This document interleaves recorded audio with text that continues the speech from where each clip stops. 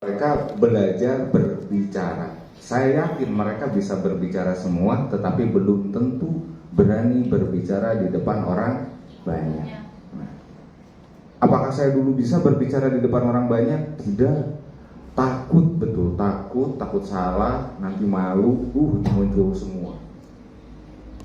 Tetapi setelah saya melihat banyak pembicara, saya lihat, saya pelajari dari sini, saya ambil ini dari sini, saya ambil ini. Terus saya lakukan hipnotis untuk diri saya sendiri.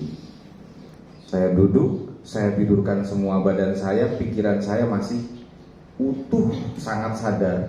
Lalu saya berkata kepada diri saya, Furqon, kamu seorang trainer yang luar biasa. Sudah banyak tempat yang kamu isi, dan kamu itu trainer yang tidak pernah takut salah, yang tidak pernah ada rasa malu ketika di depan audiens. Nah, itu kita masukkan sugesti itu. Akhirnya ketika saya bangun, saya merasa bahwa saya ini sudah ngisi ratusan acara. Akhirnya tidak ada lagi yang namanya grogi ya. Sudah terbiasa. Bisa karena biasa, biasa karena dipaksa, dipaksa karena terpaksa. Nah, harus seperti itu prinsipnya. Ya, kita belajar itu proses dari tidak bisa menjadi bisa, dari tidak tahu menjadi tahu, dari tidak mengerti menjadi ngerti. Ya, begitu. Di mana kita belajar? Ternyata saya dapatkan filosofinya belajar itu di sini, Bu. Bukan di sekolah. Sekolah itu hanya fasilitas saja kok tempat kita belajar ya. Kalau kita belajar di sekolah, yang belajar adalah sekolah, begitu kalau menurut filosofinya. Tapi kalau kita belajar pada diri kita, yang belajar siapa? Kita. Semua ilmu sudah ada di sini. Siapa mau menggalinya pasti bisa. Di manakah kita belajar pada diri kita? Pertama di kuping, di mata, apa yang kita dengar, apa yang kita lihat, apa yang kita rasakan, itu jadikan satu pembelajaran. Berarti ketika orang belajar harus bisa, karena dari tidak bisa menjadi bisa. Kok belum bisa? Berarti belum belajar. Ya, kita belajar tadi di telinga, di mata, tuliskan di hati, pikirkan di otak. Ini benar enggak? Nah, oh iya ini benar. Tidak menyalahi aturan agama atau aturan pemerintah. Ini pelajaran yang benar. Nah, jadi dari mulai sekarang kita siapkan prinsip. Ketika saya belajar, saya harus bisa. Ya, jadi mari kita buat hari ini, kita buat sampai jadi. Nah, kita buat sampai jadi, jangan setengah-setengah, harus jadi. Jadi hari ini tadi yang dikatakan sama atlet kita yang luar biasa, saya nanti ngisi di NDO, di KDI tidak akan selamanya. Berarti harus ada yang siap menduplikasi, ya. Harus ada yang siap memfotokopi.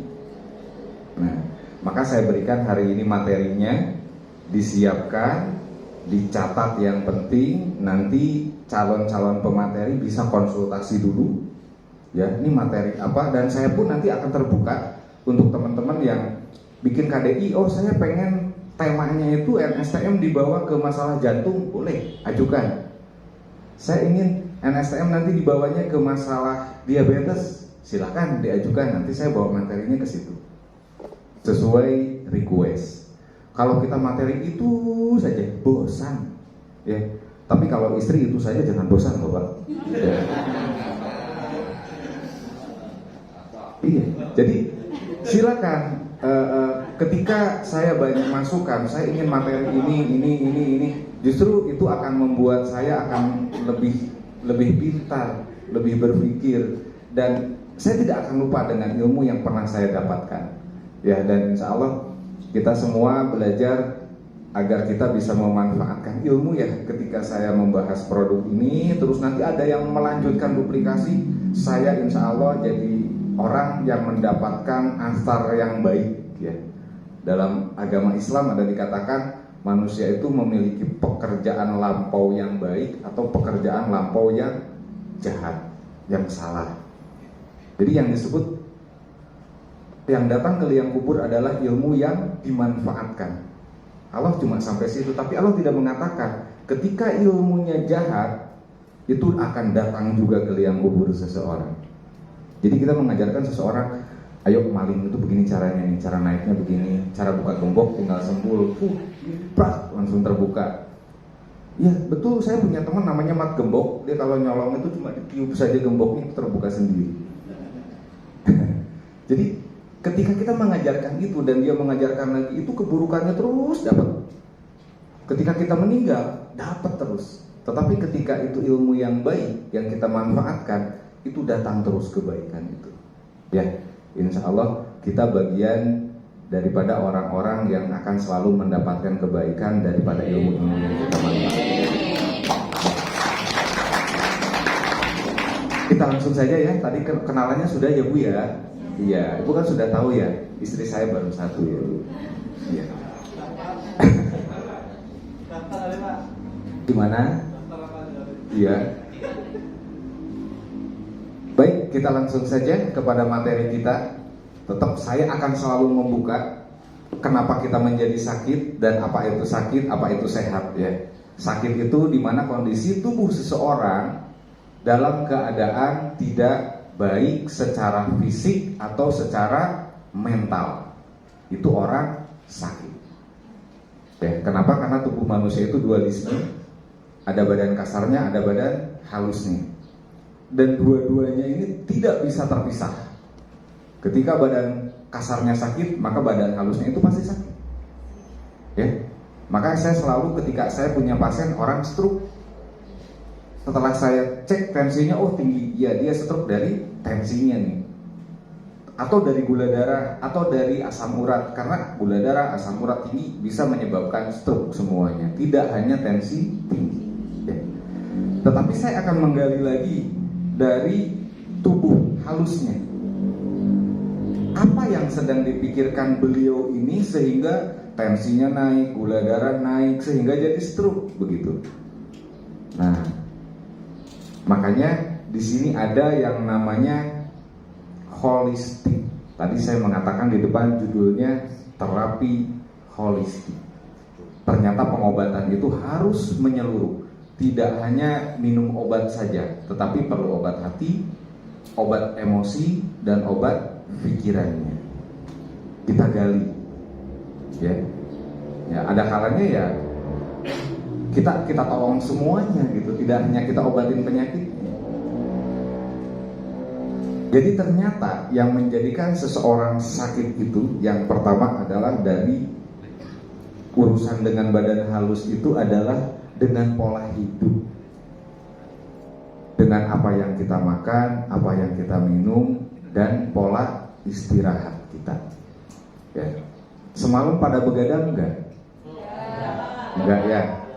Oh iya, begadang tiap malam. Pada karaokean, Pak. Pada karaokean. Ya, waduh nggak ngajak-ngajak saya karaoke.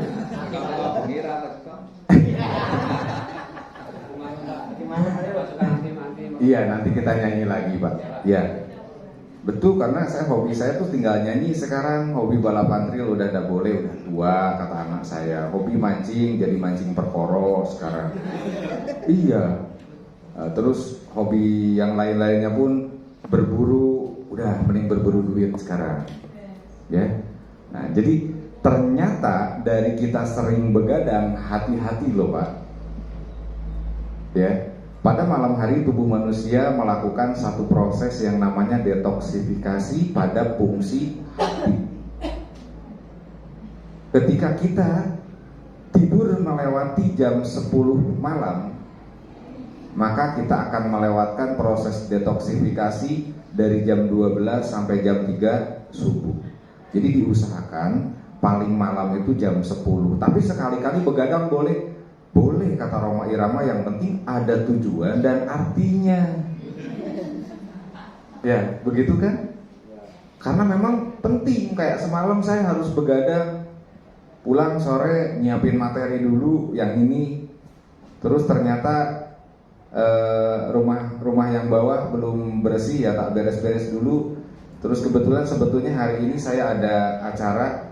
Kebetulan saya ketua takmir masjid dan ada acara Isra Mi'raj, jadi saya minta tolong kepada yang lain untuk menggantikan saya dulu, gitu. Karena memang ada kewajiban yang harus saya lakukan. Saya sudah janji dengan beliau untuk hadir ke Jogja. Nah, selesai itu malam-malam kita nyuci mobil ya. Mobil saya kasihan ngomong aku kotor digaeto, tak nyuci dulu. Akhirnya begadang. Ternyata lewat jam 12 itu nggak ngantuk-ngantuk ya. Gitu. Akhirnya mendengarkan cerita misteri, akhirnya saya baru bisa tidur. Kalau sudah mendengarkan cerita pocong, kuntilanak, itu saya bisa tidur. 2 jam saya tidur, bangun jam 3, siap-siap, setengah 5 kita berangkat ya. Gitu. Tetapi itu ada artinya, ada tujuannya. Boleh silakan, tapi tidak boleh sering-sering. Ya. Jadi begadang boleh, tapi jangan sering-sering. Susah Pak, anaknya turunnya bengi-bengi, jadi ngenteni empuk nih, kok sampai bengi jadi begadang. Gampang Pak Ulu. Iya, anaknya kasih paracetamol aja, kasih samoy tepar langsung. Iya, ya memang kembali lagi sih kalau bapaknya suka begadang, wajar anaknya suka begadang. Ya, anak adalah cermin daripada kedua orang tuanya. Ketika kita ingin punya anak soleh-solehah, ya ibu bapaknya dulu yang soleh-solehah, jangan salah. Begitu ya? Oke, kita lanjutkan. Dan yang kedua, yang menjadikan seseorang sakit itu dari masalah cara berpikir. Apa sih hubungannya pikiran dengan penyakit? Ya, ketika seseorang berpikir, maka otak kita di bagian hipotalamus itu membentuk hormon. Ada 3 hormon utama pada tubuh manusia. Yang pertama ada hormon serotonin, di mana hormon serotonin ini berhubungan dengan suasana hati. Ketika terjadi hiposekresi pada serotonin, orang itu hatinya terasa susah, sumpek. Tiap ketemu orang ngomongin kesusahan. Iya.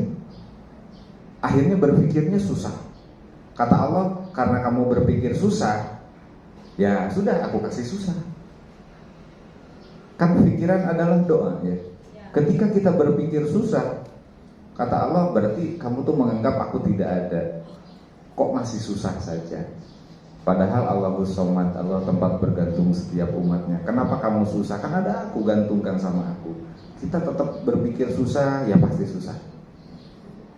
Dan biasanya orang-orang susah berkumpulnya itu dengan yang susah-susah.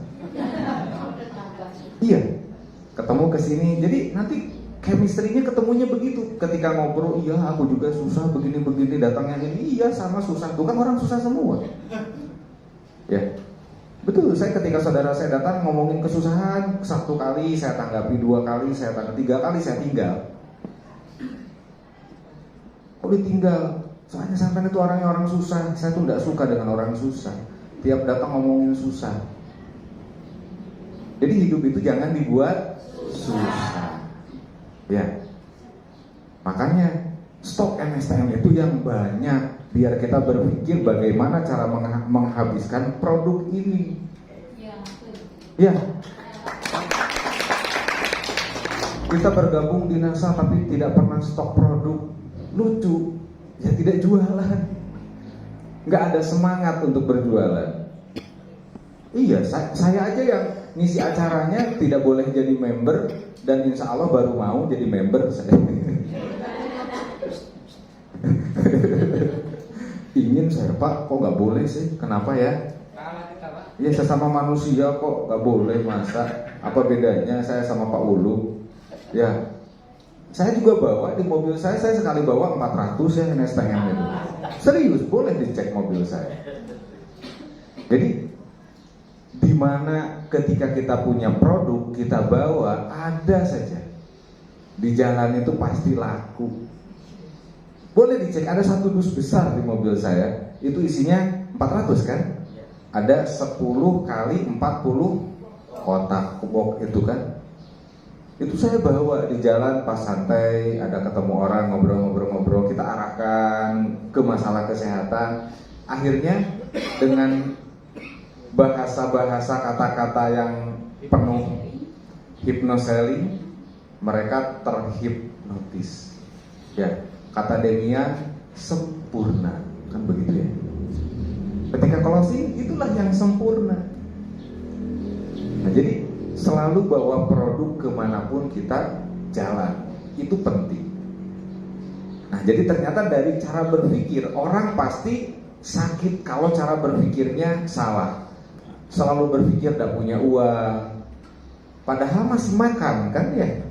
Jadi ketika selalu berpikir susah, berarti kita berburuk sangka kepada Allah tidak ngasih rezeki. Nah, yang bahaya berburuk sangkanya bukan kepada manusia, tapi langsung kepada Allah. Ketika kita berpikir besok aku presentasi, tapi aduh takut ditolak, itu akan menjadi satu sugesti ya kepada otak kita, besok ditolak. Dan ketika ditolak, wajar. Jadi pikiran itu penting sekali. Kan semua leader selalu mengatakan rubah pola pikir. Tapi kadang-kadang yang dengar, ya apa caranya yang merubah pola pikir? Kok didise iki ngerubai? Kan begitu ya Pak? Ya, betul. Ternyata untuk merubah pola pikir itu ada kelas sendiri. Jadi ada seseorang yang memandu untuk membedah, membuka, mengganti pola pikir. Harus masuk di dalam bawah sadar, pola pikir yang lama kita ambil, kita buang, kita ganti yang baru. Step by stepnya tuh seperti itu. Makanya ketika ada pendidikan belajar hipnotis, apa kalau bisa ikutin. Nah, di situ kita baru ketemu. Di situ kita belajar self hipnotis. Itu bisa digunakan ketika kita bertemu dengan orang sakit, ketika kita kasih produk healing krisisnya keras, detoksifikasinya keras, biasanya mutung kan? Nah itu kita ketika punya ilmu itu enak. Orang itu hanya percaya sama kita, bukan percaya sama NSTM-nya. Ketika kita bawa produk apa saja dimasukin, diminum aja dibeli, pasti gitu. Jadi bangun trust-nya. Tapi dari apa? Dari cara berpikir. Berarti besok-besok ibu bapak kalau mau presentasi, siapkan dulu malamnya. Kita lakukan ada namanya hipnotis, ada namanya telepati. Hipnotis jadi hipnosis, telepati jadi telepatis. Kita kirim dulu dari otak kita pesan. Katakan yang mau kita datangin ini namanya Mas Joni. Mas Joni, besok aku tak ke rumah jenengan. Saya mau membawa kabar yang luar biasa untuk jenengan, yang mana ada perusahaan luar biasa dengan produk-produknya yang dahsyat yang akan saya tawarkan sama jenengan. Tolong besok jangan jenengan tolak. Siap. Kirimkan dulu itu. Ketika kita datang itu, mambengi lo aku ingat sampean bos, katanya tuh. Berarti nyambung. Jadi kirim dulu semuanya, pasti dapat. Donor-donornya suruh seperti itu.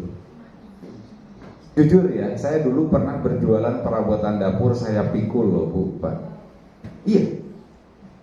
Jadi semua orang tidak langsung enak ya.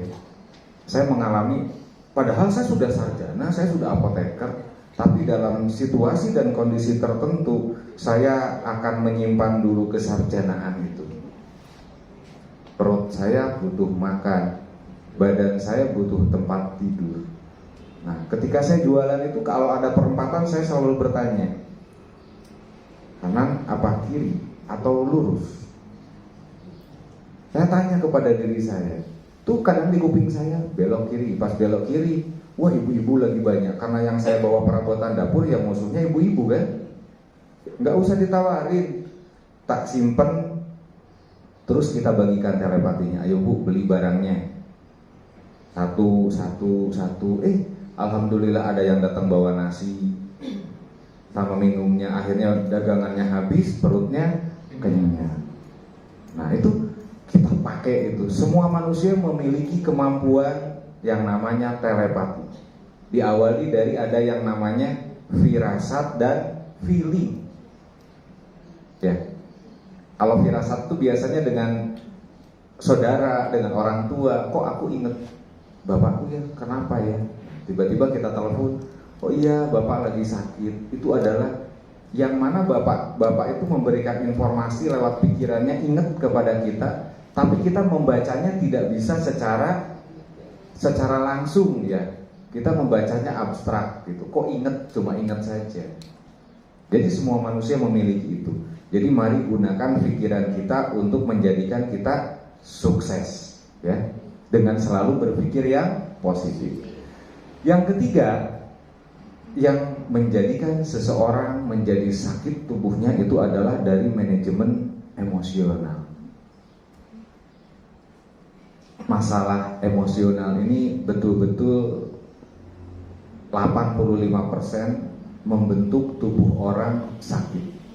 Karena ketika orang itu emosi, 3 hormon yang tadi saya sebutkan, serotonin, dopamin, dan endorfin ya. Tadi serotonin itu hormon kebahagiaan. Dopamin itu adalah hormon yang kita itu bisa ada rasa ngantuk, bisa tidur. Ya. Ketika seseorang itu insomnia, tidak bisa tidur, berarti hiposekresi pada hormon dopamin. Endorfinnya itu berhubungan dengan semangat, kita ada libido, kita ada keinginan untuk berhubungan suami istri. Nah, ketika endorfin ini hilang, kalau di perempuan itu namanya penyakit apa? Frigid. Tidak ada rasa ingin berhubungan. Kalaupun mau ya hanya sebatas kewajiban, melaksanakan kewajiban, tapi tersiksa sebetulnya. Jadi penting 3 hormon ini. Oh iya, betul Bu. Iya Bu. Jadi frigid itu ketika suaminya datang itu bingung. Aduh, bojoku kata tak koyo opo ya, golek ini. Bingung, tersiksa iya. Karena memang tidak merasakan apapun yang biasanya malah ada rasa sakit kan. Iya. Nanti suaminya juga kena imbas. Waduh, bojoku kok adem koyo gedebuk. Iya, bahaya, nanti akan melirik rumput tetangga yang lebih hijau. Bahaya. Iya. Kalau saya yang dingin, istri saya yang ngomel kan. Saya kadang sampai nyanyi, mana mungkin 1000 tetangga, kan begitu ya? Selimut di rumah lebih gemuk kok. Lebih tebal. Betul, istri saya sampai hari ini minta penurun berat badan, tidak saya kasih. Padahal saya tukang obat. Wani piro, saya bilang obat saya gitu. Dan iya, saya senang istri saya tuh gemuk. Kamu udah ada pinggangnya, udah bakalan aku tinggalkan. Iya, kenapa sih tidak ada nanti juga tetap jadi jelek, jadi tua ya. Nyari istri cantik ya nanti juga jadi jelek. Makanya cari yang jelek sekali. Pancep. Awet apanya jeleknya, nggak apa-apa. Semua tidak ada yang jelek. Allah ciptakan itu semuanya sama ya. Hanya pandangan mata yang menjadikan ujian saja. Ada kalanya kan seorang istri atau suami, kok takdirku ikut bojoku kowele. Gak boleh, itu ujian. Betul. Gimana? Saya syukuri waktu jelek. Duh, jangan dibilang jelek loh. Kalau saya laki-laki terhina saya ya. Dulu Pak, Nggih. saya pakai produknya NASA. Akhirnya ganteng. Iya betul. Jadi masalah wajah apa itu bisa ketika kita sukses udah bawa, jangan oplas ya, jangan operasi plastik. Ada banyak treatment yang menjadikan lebih bersih ya, terlihat lebih sehat, akhirnya lebih bergairah kan begitu ya. Jadi kembali lagi kepada kita. Yang suka jadi masalah kan begini, ketika pas di jalan naik sepeda motor, di depan ada yang naik motor, agak demplon. Yang bahaya itu pikirannya kan, dan emosinya. Ya opo rasanya sih koyo. Nah itu yang bahaya Pak, dosa loh Pak. Baru mikir segitu saja dosa itu. Kalau saya tuh sengaja, karena saya di rumah kebetulan ternak sapi, jadi tiap hari kalau ada waktu saya duduk di belakang pantatnya sapi. Demplon sapiku ya. Jadi nggak ada ketika lihat di jalan begitu, demplonan semokan sapiku kok. Iya, aman jadi pikiran itu. Resep maju. Oke, kita lanjutkan lagi ya. Yang paling utama adalah dari masalah spiritual. Ternyata urusan hati mendominasi seseorang itu sakit. Karena dari rasa sakit hati itu lebih berbahaya ya. Yang tadinya si istri ini gemuk, tiba-tiba jadi kurus, ternyata suaminya dijawab. Iya, jadi yang sakit apanya? Badan halusnya kok, bukan badan kasarnya ya. Badan halusnya disakiti, akhirnya badan kasarnya ikut kurus. Ngenes, Pak. Lama-lama nyari tali gantung diri, betul. Penyakit hati lebih berbahaya. Nah, jadi ternyata yang mendominasi seseorang sakit itu adalah penyakit hati. Apalagi penyakit hatinya, lihat yang ini tambah maju, iri. Panas hatinya, lihat tetangganya beli kulkas baru, setruk. Iya, pas tetangganya beli mobil, kejang, bukan kejang Bu, serangan jantung. Nah, itu yang bahaya adalah penyakit hati. Ya, kita melihat seseorang maju, kayak saya melihat Pak Agus maju, sukses, iri saya. Tapi iri saya dalam hal positif. Saya bertanya, Pak Agus, bagaimana sih jenengan kok bisa sampai sesukses ini? Ilmunya seperti apa? Tolong turunkan sama saya. Nah, itu adalah iri yang positif. Ya. Baik, kita lanjutkan. Nah, terus agar kita sehat, caranya bagaimana? Kembalikan tubuh kita kepada yang alami. Sebab tubuh kita itu dibentuk, dibuat dari yang alami. Dari adanya serotonin, dopamin, endorfin, lalu terbentuk yang namanya hormon testosteron dan progesteron. Terbentuk di dalam rahim seorang ibu, akhirnya 9 bulan, 10 bulan di dalam kandungan, lahirlah manusia baru yang bahannya alami. Berarti asupannya pun perlu yang alami. Ya. Bagaimana caranya? Ternyata untuk sehat, ya, yang pertama itu saya dapat jawaban di dalam kitab At-Tibbun Nabawi. Nabi Muhammad mengatakan sesungguhnya awal penyakit itu dari perut. Maka dari itu berobatlah dengan cara berpuasa. Puasa dari makanan dan minuman yang setelah dimakan dan diminum bikin sakit. Kenapa saya ambil tema penyakit itu diawali dari tadi ya, masalah pola makan, pikiran, emosi, dan hati. Nah, ternyata dari makanan itu larinya ke perut. Ya.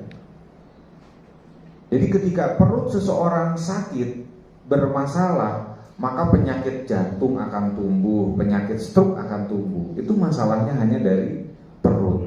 Mari kita mencontoh ya, porsi makan Nabi Muhammad itu seperti ini, Rasulullah itu. Jadi makanan, ada air, ada ruang napas. Kalau kita kan makan itu sampai duduk itu tangan ke belakang. Iya, kancing celana dibuka. Aduh, mau berdiri males ya, kewareken, sehingga tidak ada ruang napas agak susah. Itu biasanya saya sama Pak Ulung begitu saat diri saja ya Pak ya. Iya, tapi sekarang Pak Ulung udah kalah jauh sama saya. Punya saya sudah ram. Dulu kita sama-sama perut besar. Kalau jongkok itu susah ya Pak Ulung. Jadi ternyata perut inilah yang harus kita jaga. Apa sih fungsi dari sistem pencernaan? Nah, karena perut itu berhubungan dengan masalah sistem pencernaan. Pertama, pencernaan kita itu dimulai dari mulut, yang fungsinya itu untuk menghancurkan makanan lebih kecil. Yang kedua lewat kerongkongan, karena makanan itu melalui kerongkongan. Dari kerongkongan, makanan itu akan masuk ke dalam lambung, ya. Dari lambung ke usus halus, nanti ke usus besar, baru dibuang melalui anus. Ini adalah proses makanan itu masuk. Dan ada tips dari saya, untuk agar kita perut selalu sehat, biasakan minum dahulu sebelum makan. Kenapa harus minum dulu? Agar saluran pencernaan yang akan kita masuki makanan itu sudah licin, ya. Dan kunyahlah makanan sampai halus. Saya punya teman itu kalau makan lama, tapi dia tuh tidak pernah sakit. Saya tidak pernah dengar teman saya itu sakit. ternyata kuncinya kalau makan orangnya ini kalau makan sampai halus. Jadi kita sudah kemana dia masih ngunyah kayak kelinci gitu. Tapi ternyata itu yang benar, itu yang bikin sehat, ya. Dan kenalilah 6 jenis penyakit di sistem pencernaan yang akan menyebabkan darah tidak sehat. Saya dulu sering membahas penyakit itu dari darah ya. Sementara yang jadi darah itu adalah sari makanan, dan sari makanan itu diproses oleh perut. Nah, berarti harus dari perut dulu dibahasnya. Kenapa? Karena orang Indonesia 85% perutnya tidak sehat. Jadi enak ketika kita berdagang, berjualan produk NSTM itu dari mana awalnya kita bahas? Dari perut kok. Iya. Kita bahas itu karena orang Indonesia itu rata-rata perutnya tidak sehat. Kita memang korban penjajahan. Betul, ketika dulu kita dijajah oleh Belanda itu sengaja membuat orang Indonesia itu sakit perut. Caranya cuma sedikit triknya itu. Kata orang Belanda, jangan suka makan buah sebelum makan nasi. Nah, makanya orang tua kita itu sangat melekat ya di orang tua kita. Saya pagi-pagi mau makan pisang, jangan, nanti sakit perut, makan dulu. Padahal itu terbalik ya. Harusnya buah dulu baru nasi. Ketika kita makan nasi dulu baru buah, itu bahaya. Bisa terjadi sembelit ya. Nah, itu adalah teori perang yang luar biasa dahsyat, seperti hal sepele tapi ternyata orang Indonesia akhirnya banyak yang sakit perut. Tak usah diajak perang, perut sakitnya perut kok. Ya gampang. Lagi pada sakit tembakin selesai. Jadi teori perang sekarang itu kasih penyakit satu negara, selesai, biarin aja sibuk ngurusin penyakit. Habis-habis sendiri kok nanti. Iya kan? Sekarang pun sudah terjadi kok. Tapi Allah tuh melihat nggak adil. Jadi siapa yang buatnya dikasih juga sedunia akhirnya. Diberikanlah nama pandemi. Dan 6 jenis penyakit di pencernaan itu adalah batu empedu. Ini akibat dari pola makan buruk, obesitas atau faktor genetik. Maksudnya pola makan buruk itu lebih sering makan daging daripada sayur dan buah. Jadi makan itu harus namanya food combine. Kalau pagi-pagi kita makan daging, siang sama sore lebih banyak sayur sama buah, ya. Jangan daging terus. Orang yang hobi makan daging itu temperamennya tinggi, kayak macan, gampang marah. Iya. Saya pelajari betul. Saya punya teman hobinya tuh makan daging. Itu temperamen orangnya. Coba lihat orang Arab. Orang Arab itu kalau sudah makan daging kambing 2 kilo sendirian, temperamennya kan beda, perang terus. Bisa dilihat secara psikologis begitu. Jadi, tetapi kalau kita makannya itu food combine, nah, insya Allah tidak, lebih kalem, waktunya marah-marah, waktunya santai-santai, tidak marah terus, ya. Terus diare, ini disebabkan dari keracunan makanan, alergi atau ada bakteri masuk ke dalam perut, itu penyebab diare, ya. Terus ada radang usus buntu. Radang usus buntu itu biasanya diawali dari kita suka makan makanan yang keras-keras, biji cabai, biji jambu, pasti makan tidak halus. Nah, ketika di pencernaan, karena lambung kita tuh tidak akan kuat menghancurkan biji cabai. Nah, ketika melewati apendik, usus buntu itu masuk ke dalam usus buntu, kan namanya juga buntu ya. Diem di situ, lama-lama terjadi infeksi dan harus dipotong usus buntunya. Dan ketika seseorang tidak memiliki usus buntu, maka akan terjadi perubahan kelemahan di sistem pencernaan. Sebab luar biasa, usus buntu itu hanya segini, tapi fungsinya adalah menyerap vitamin, nutrisi, sari makanan secara utuh, semua dimasukkan untuk ke dalam darah. Kalau apendiknya tidak ada, nah terus berarti ada yang kurang sari makanan yang diserap tubuh. Kayak batu empedu. Batu empedu, ketika ada batu empedu sama dokter pasti dipotong dengan empedunya. Dibuang empedunya. Akhirnya cairan empedu langsung dialirkan ke ginjal. lama-lama ginjalnya yang sakit. Dokter tahu kok konsekuensinya, tetapi yang baru mereka temukan caranya seperti itu. Ya, jadi kita jaga yang namanya empedu. Empedu itu adalah, makanya disebut gallbladder stone, yaitu kantung untuk menyimpan racun dari hasil penyaringan yang dilakukan oleh fungsi hati, yang mana racun ini menguntungkan tubuh karena akan menjadi enzim pencernaan yang akan membantu proses sistem pencernaan. Nah, luar biasa. Jadi simbiosis mutualisme. Yang lain penyakit itu adalah gastritis atau mah. Ya, kalau bapak-bapak kan sama dengan saya, sakit mahnya malam. Apa sih Pak? Kayak kopi mah. Jadi gastritis atau gastrik dalam bahasa lain itu adalah di mana asam di dalam lambung sangat tinggi. Asam ini akan berubah menjadi gas. Semua asam akan berubah menjadi gas. Jadi tidak usah naik motor dan pakai jaket masuk angin. Tetapi memang itu adalah pembentukan gas di dalam lambung tinggi akibat asamnya tinggi. Ya. Terus gastritis itu kenapa? Ya bisa dari telat makan, dari stres. Nah, stres itu kembali lagi ke banyak pikiran kan. Ketika seseorang banyak pikiran, makan, ada nafsu makan nggak? Nggak ada. Nggak lapar. Ya. Orang lagi kasmaran aja sama kok, nggak lapar-lapar. Yang ada di pikiran hanya si dia. Iya, yang terbayang-bayang itu kan. Terus sembelit ini akibat kurangnya konsumsi air putih dan serat. Sembelit itu dimana kondisi usus besarnya ini itu bisa melintir, ibu bapak. Tapi kalau melintirnya berlebihan itu bisa jadi rapet. Itu harus potong. Nah, jadi ngapain kita kerja capek cari uang, urusannya untuk apa? Untuk perut. Terus kenapa nahan lapar ya? Saya gitu, mau bekerja cari dulu makan. Karena saya bekerja butuh tenaga. Nanggung Pak presentasi, nanti aja makannya. Beres presentasi pingsan. Besoknya udah bisa presentasi lagi kan. Nah, jadi dulu kan makan. Istri saya tuh suka marah kalau dia sudah masak, karena saya terburu-buru saya tidak makan. Iya, tidak menghargai jerih payah seorang istri katanya.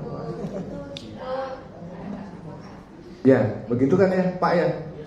Sama lah dengan saya Pak sudah. Nah jadi betul-betul makanan itu harus pagi-pagi ada yang masuk. Dan biasakan makan di bawah jam 7 pagi, itu lebih sehat ya. Terus ambeien, karena dari mulai atas penyakit-penyakit sampai bawah ada di pencernaan. Ambeien, wasir. Ambeien itu dari terjadinya kerusakan pada sistem saraf dan otot di bagian rektum sampai dubur. Jadi ambeien itu bisa keluar sampai segini. Mohon maaf kalau mau buang air besar itu bukan kotorannya dulu yang keluar, tapi rektumnya yang turun dulu. Nanti kalau sudah beres buang air didorong ke dalam, celek masuk lagi. Iya, kalau dia ngangkat berat keluar. Itu namanya ambeien. Kalau wasir, ada tumbuh benjolan akibat dari sering ngeden. Kalau di perempuan biasanya pasca melahirkan ya, karena ngeden-ngeden bapaknya tidak bantuin. Iya, saya 3 anak saya lahir itu alhamdulillah saya bantuin. Istri saya ngeden, karena itu otomatis ya, kita terhipnotis jadi ikut ngeden kan. Udahnya capek semua badan loh Pak.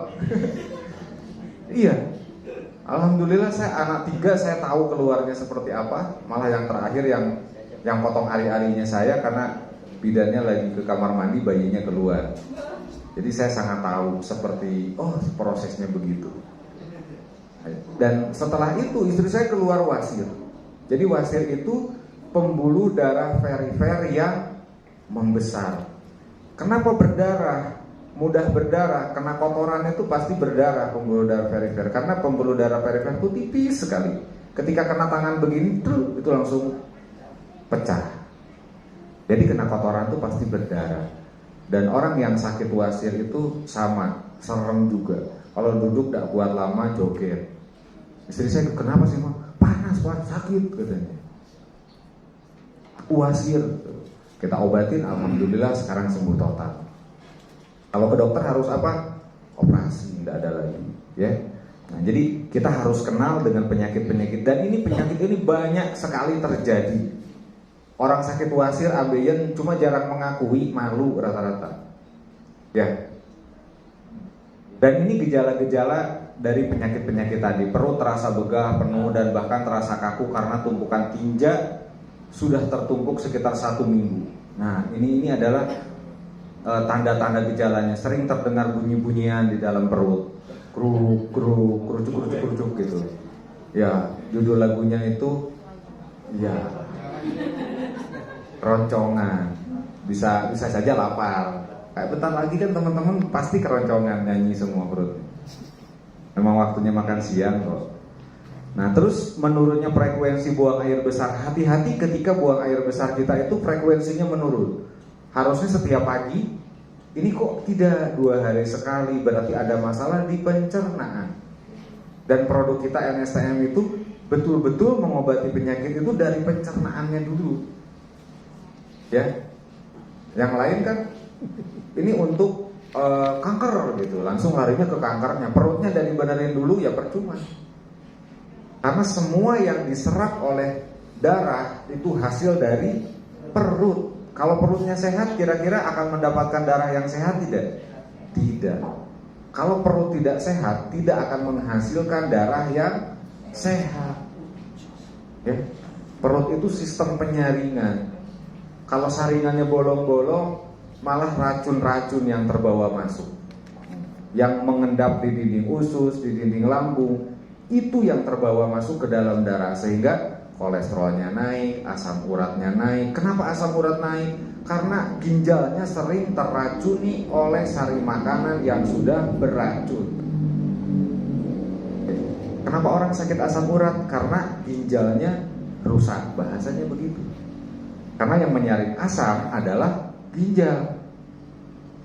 Kalau asam uratnya naik, berarti ginjalnya lemah.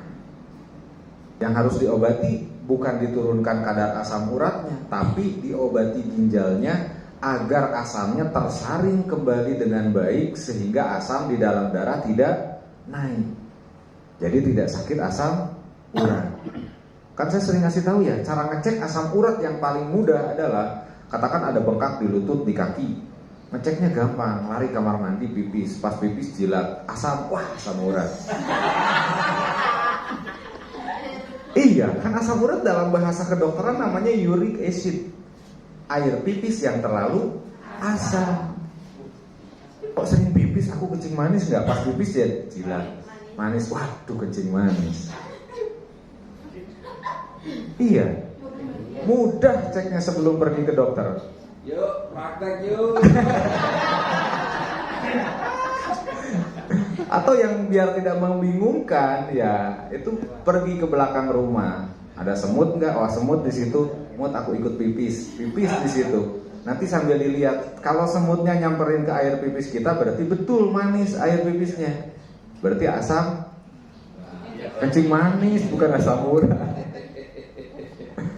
Nah baru cek ke dokter, betul tidak?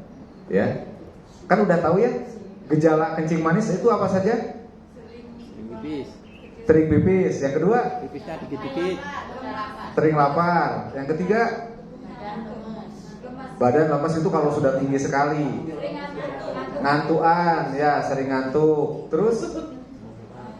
Haus terus. Jadi kalau 4 ini ada, sering pipis, sering haus, sering ngantuk, lapar terus, tapi berat badannya tidak naik-naik, kencing manis.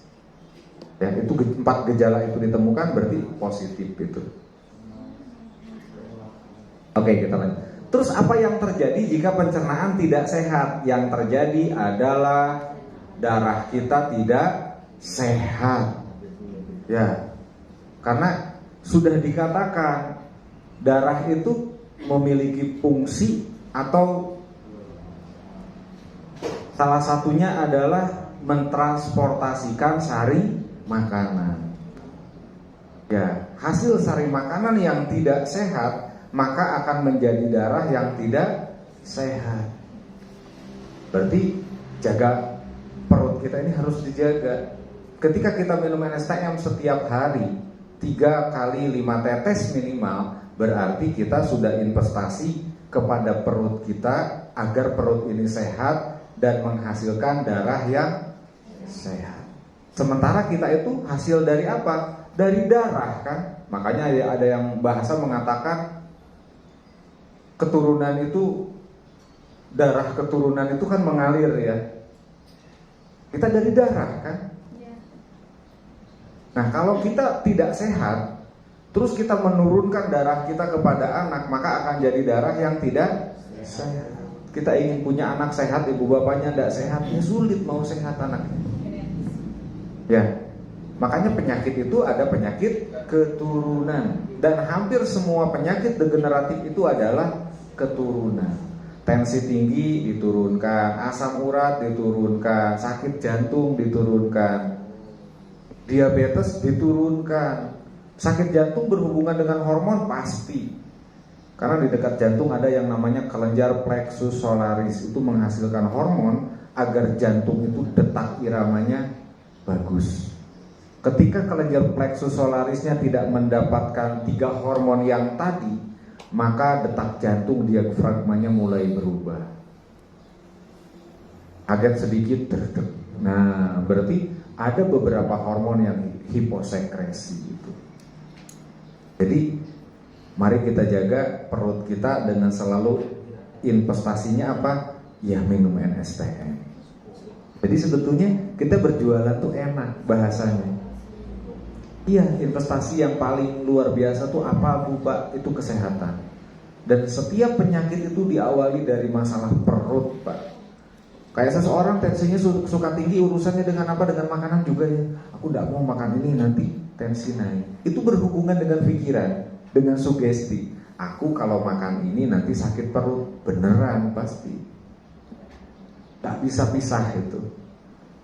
Jadi penyakit itu ternyata ada yang menyebabkan jadi penyakit, ada yang memicu setelah penyakit itu ada.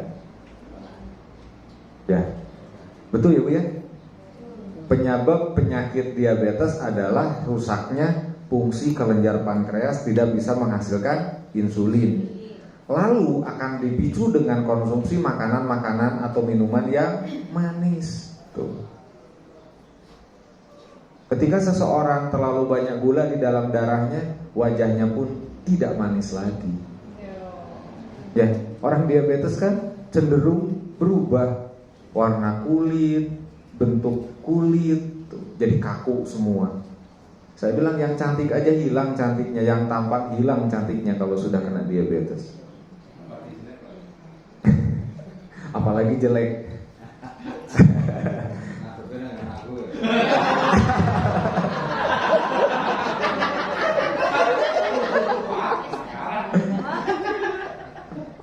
Terus yang kedua, darah berhubungan dengan termoregulasi yang mengatur suhu tubuh.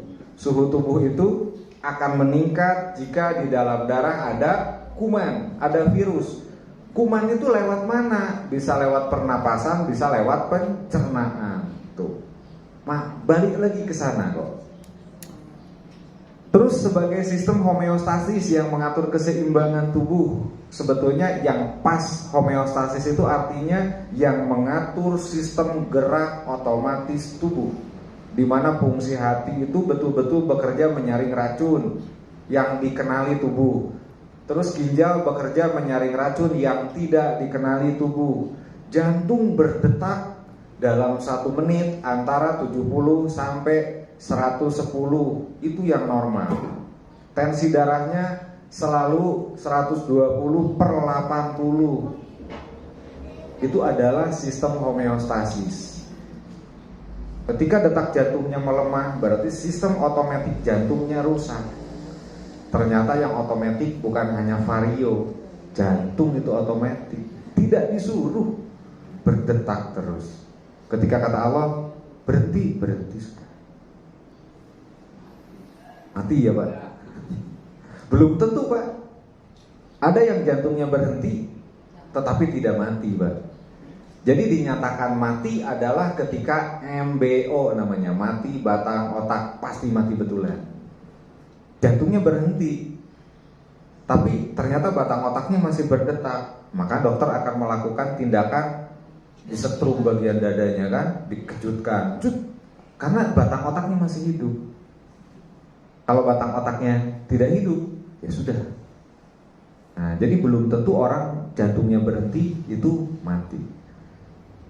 Dan sebetulnya ketika berbicara jantung, papa saya tuh hari kemarin kena serangan jantung dan sekarang di rumah sakit. Iya, amin. Apa namanya? Penyakit itu ujian bagi yang sakit dan ujian bagi yang ngurus ya. Gitu. Karena saya masih punya kewajiban, tak selesaikan kewajiban saya, baru nanti mungkin saya harus bertemu, ngasih semangat dulu, nanti pergi lagi, datang lagi, seperti itu harusnya. Ya, jadi memang kalau dengan orang tua kan begitu ya. Ketika saya tinggalkan, nanti papa saya malah marah yang sakit. Katanya kemarin sibuk, kok datang? Gitu nanti. Iya Pak, yang itu tak cancel, marah malah papa saya tuh. Dulu itu kakak saya meninggal ketika saya harus ngisi seminar di Jambi Pak. Saya mau naik, saya dapat telepon kalau kakak saya meninggal.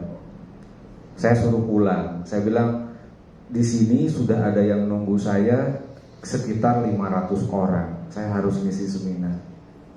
Jadi tidak bisa saya tinggal. Kakak kamu itu yang ngurus kamu dari kecil loh, masa kamu tidak datang? Kalau saya datang emang kakak saya hidup lagi gitu. Nungguin saya nanti bau, maka secepatnya kuburkan. Nanti udah selesai saya tak pulang. Jadi ketika pulang tuh cuma papa saya yang ngerti. Jadi kata papa saya, orang jujur itu tidak hanya tidak berbohong saja. Ketika dia punya pekerjaan dan pekerjaan itu belum selesai, tidak dia tinggalkan, itu adalah orang jujur. Sampai hari ini saya tidak akan lupa itu. Jadi ketika papa saya sakit, ketika kalau nanti saya kesana papa saya marah, kok tidak datang, kan kata papa itu harus begitu. Kalau punya kerjaan bereskan dulu. Begitu ya Bu ya, Pak. Nah, jadi tak bereskan, biar saya jadi orang jujur yang belum beres kok. Oke, kita lanjutkan.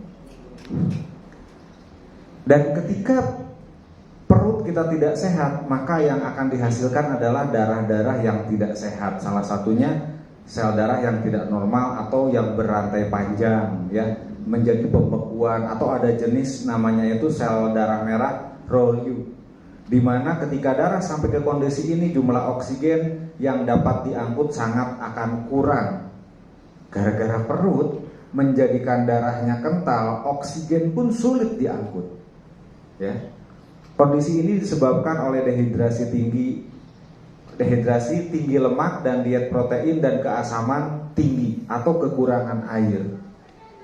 Jadi ternyata asam urat pun menyebabkan seseorang serangan jantung. Tidak hanya dari tensi. Jadi yang paling berbahaya itu adalah mengkonsumsi soda. Ada yang suka minum-minuman bersoda. Nah, jangan ya.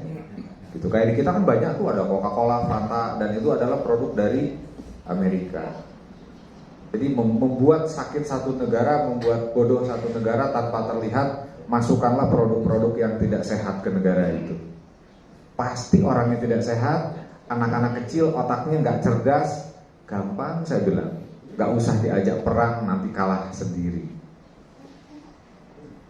Oke, kita lanjutkan. Jadi apalagi kalau sudah kategori namanya itu Gotorrhea, ini paling lebih berbahaya lagi. Jadi ini terjadi sebagai akibat dari stres fisik atau mental. Saya sudah ngecek orang-orang yang stres, pikirannya banyak, itu mengental dengan sendirinya. Makanya kita beruntung ada produk yang cara minumnya itu dicampur air. Jadi kita sering minum kan ya. Kenapa? Akibat dari kekurangan minum itu bisa seperti ini Pak. Darah kita tuh gepeng-gepeng, melintir-melintir di dalam tubuh. Itu sangat mengerikan ya.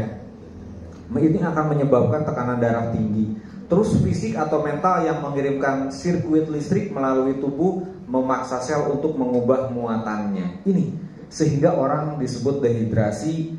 Terus ada iklan di iklan Aqua itu ya yang mengatakan telat minum itu jadi on katanya ya. Betul. Orang kalau telat minum konsentrasinya langsung jatuh. Kalau kurang air putih. Pasti itu. Kenapa? Ketika seseorang dehidrasi, maka muatan listrik sirkuitnya ini yang dikirimkan otak ke seluruh tubuh ini tidak maksimal. Nah, seperti itu. Jadi kita beruntung punya produk yang luar biasa yang harus dicampur dengan air sehingga kita jadi minum terus kan. Gampang gak orang sakit, Bapak itu minumnya kurang Pak, tapi yang penting jangan sakit ginjal dan jantung ya. Kalau ke orang sakit ginjal dan jantung jangan bilang kekurangan air, tubuhnya udah kebanyakan air itu. Ya, nanti bengkak lagi. Minum herbal itu harus minumnya banyak. Pas orang yang sakit jantung, orangnya ya nurut aja minum banyak, tidak lama langsung tepar pasti. Nah, jadi untuk yang lain-lain, ibu kurang minum, bapak kurang minum, biar ibu ini minumnya air putihnya lebih banyak. Dan ada yang selalu mengingatkan produk kami itu kan dicampur dengan air minum. Embel-embelnya bisa ke situ. Jadi ibu ingat NSTM pasti minum. Nah, kan kita jadi membiasakan orang Indonesia lebih banyak minum air putih agar tidak on. Iya, kekurangan air minum betul itu saya rasakan kalau saya telat minum. Itu kadang-kadang suruh hitung-hitungan bingung, buka kalkulator. Padahal saya tuh paling lama kalau hitung pakai kalkulator, lebih baik tanpa kalkulator. Kan tergantung kebiasaannya. Kalau menghitung tinggal merem. Nah, ini segini jumlahnya sudah. Istri saya pakai kalkulator belum selesai saya sudah dapat jawabannya. Nah, tapi kalau kurang minum, blank. Rumusnya hilang semua. Jadi biasakan minum, tentunya selalu ada dicampur apa? Oke, kita lanjutkan. Tepuk tangan dulu biar enak. Nah, saya kan masih ada 1 jam lagi, tenang, santai. Penyakit apa yang akan timbul dari darah yang tidak sehat? Nah, baru tadi dari perut yang tidak sehat akan menghasilkan darah yang tidak sehat. Dari darah yang tidak sehat pasti akan menimbulkan penyakit juga.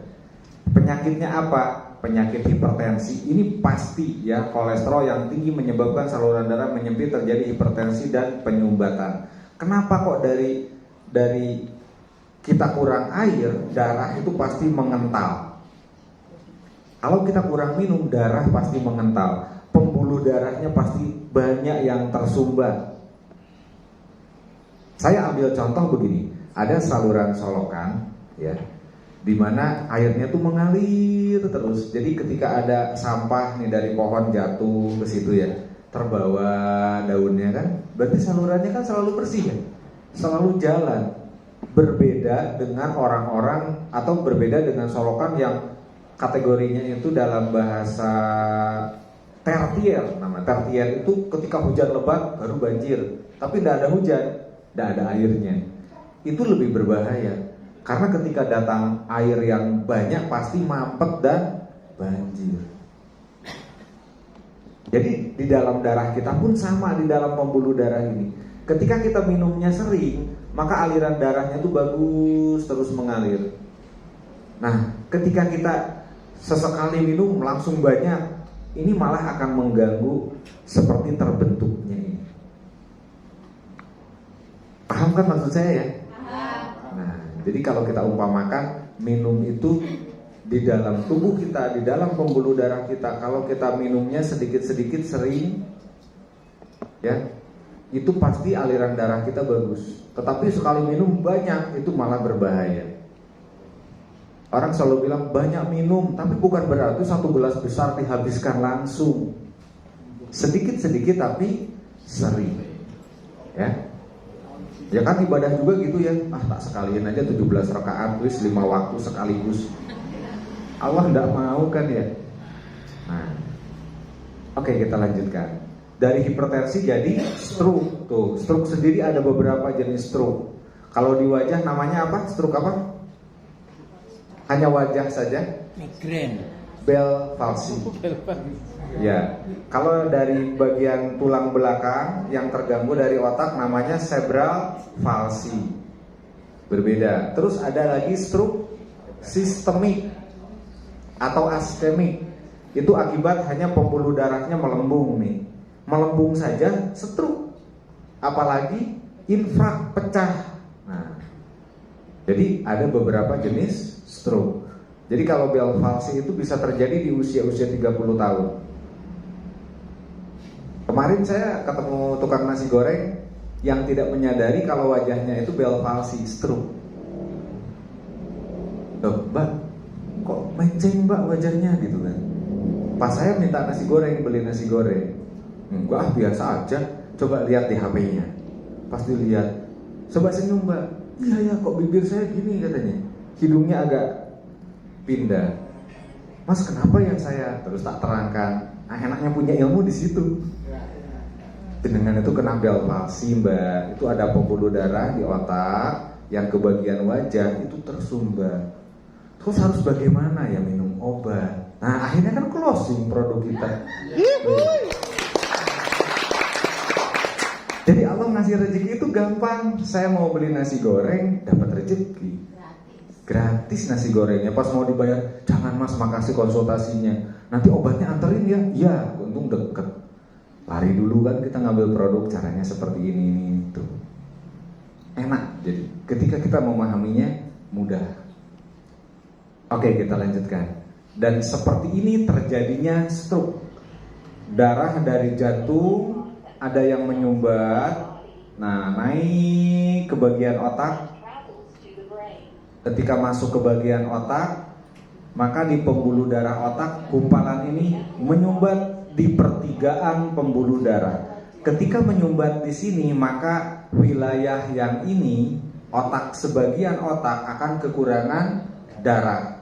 Kalau kekurangan darah berarti akan kekurangan oksigen, kekurangan sari makanan, kekurangan air, maka akan terjadi cedera otak.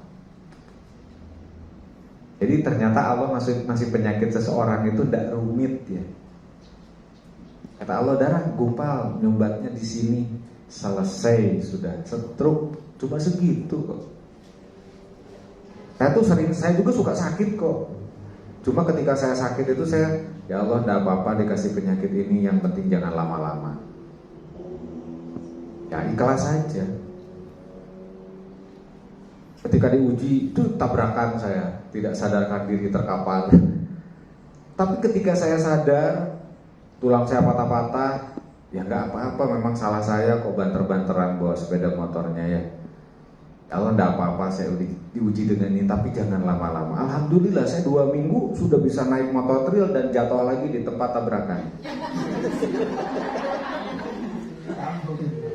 Enggak kapok-kapok.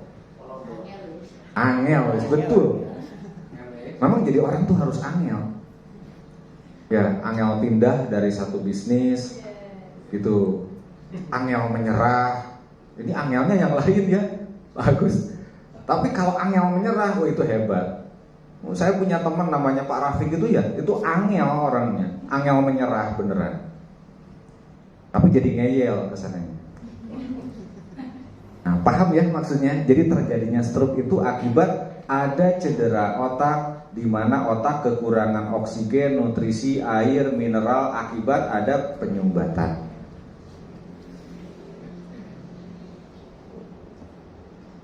Terus apa sih dari efek kekentalan darah? Ya.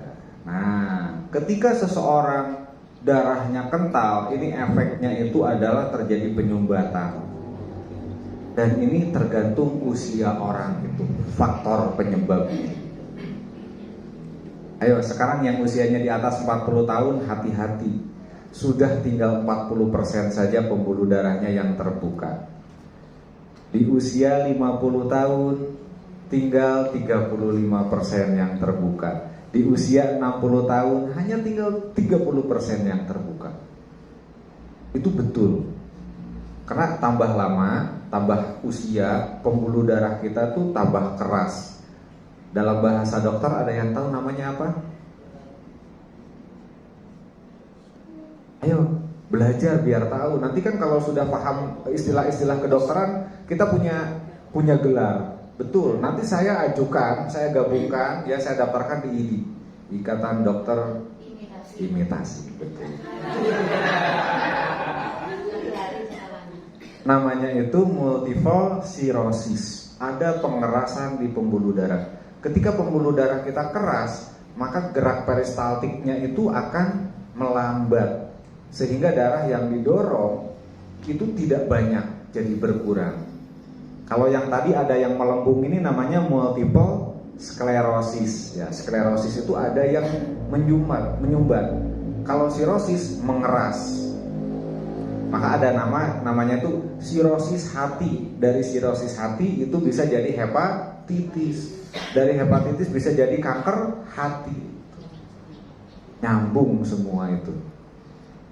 Jadi ketika penyumbatan sampai 70%, ini efek yang akan dirasakan di kepala, sering pusing, migrain, vertigo, darah tinggi, dan stroke pasti. Istri saya tuh di rumah begitu. Bentar-bentar, tadi mau berangkat ya, kita kemarin lupa, kepalaku pusing. Saya ngambil uang, saya gepok, pukulkan. Pak, pasar sana, sembuh. Solusi tepat. Betul kata Pak Agus tadi itu. Kepalaku pusing, ayo ke pasar jalan-jalan. Nah, dia berangkat masuk pasar, saya nunggu di mobil kan ya. Saya nunggu di mobil 2 jam baru datang. Dari mana? Katanya suruh belanja. Gimana pusingnya? Sembuh Pak. Saya sampai gini, berarti saya harus investasi rumah yang rumahnya pinggir pasar. Jadi gak pernah sakit kepala Pak.